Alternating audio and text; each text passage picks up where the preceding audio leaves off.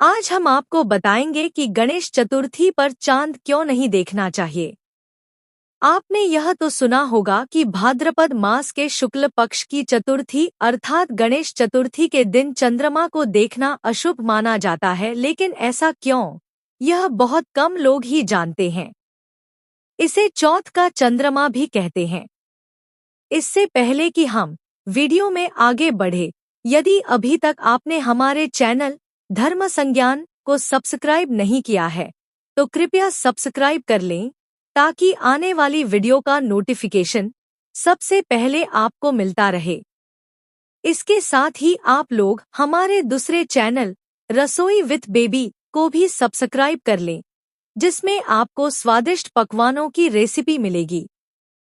इस दिन चंद्रमा को देखने से मिथ्या कलंक लगता है। इससे स्वयं भगवान श्री कृष्ण भी नहीं बच पाए थे तथा उन पर स्यमंतक मणि की चोरी का मिथ्या आरोप लगा था। अब आप पूछेंगे कि यदि गलती से चंद्रमा दिख भी जाए तो क्या करें। इसलिए आज हम आपको गणेश चतुर्थी पर चंद्र दर्शन कलंक निवारण के उपाय भी बताएंगे। हालांकि सबसे पहले जानते हैं कि चौथ का चंद्रमा क्यों नहीं देखना चाहिए। भगवान गणेश का जन्म सामान्य दिखने वाले एक शिशु के रूप में ही हुआ था, जिसका निर्माण स्वयं माता पार्वती ने अपने शरीर के मैल से किया था। उसके बाद एक घटना पर भगवान शिव ने क्रोधित होकर अनजाने में अपने पुत्र गणेश का मस्तक काटकर अलग कर दिया था। पुत्र की मृत्यु का समाचार सुनकर माता पार्वती विलाप करने लगी थी। तब भगवान शिव के आदेश पर गणेश के मृत शरीर के ऊपर एक हाथी का मस्तक काटकर लगाया गया था। तब से उनके बड़े बड़े कान, सूंड व 2 बड़े दांत थे। एक दिन गणेश जी यूं ही बैठे विश्राम कर रहे थे। तब चंद्रमा को उनके गजमुख को देखकर हंसी आ गई।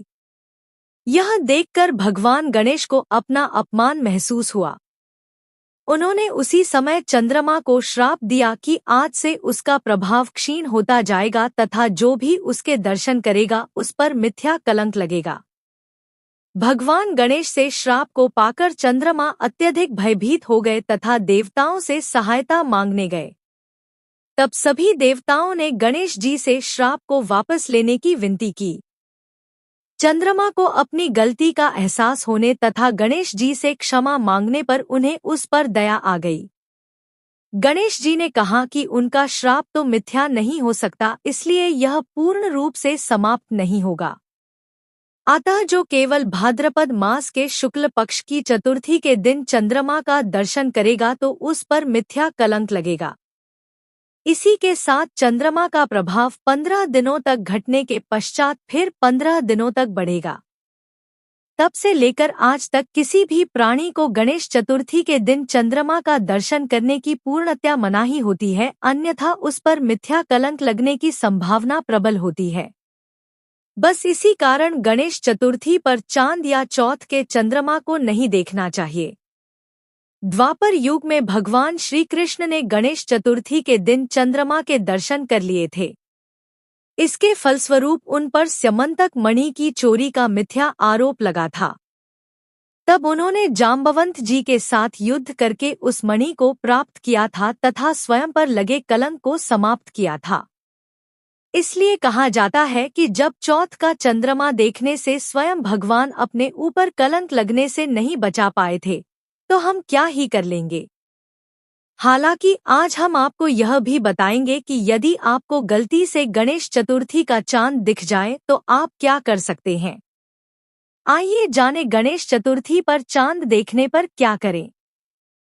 यदि गलती से उस दिन चंद्रमा के दर्शन हो भी जाएं, तो आप नीचे दिए गए मंत्र का जाप कर उसका निवारण कर सकते हैं।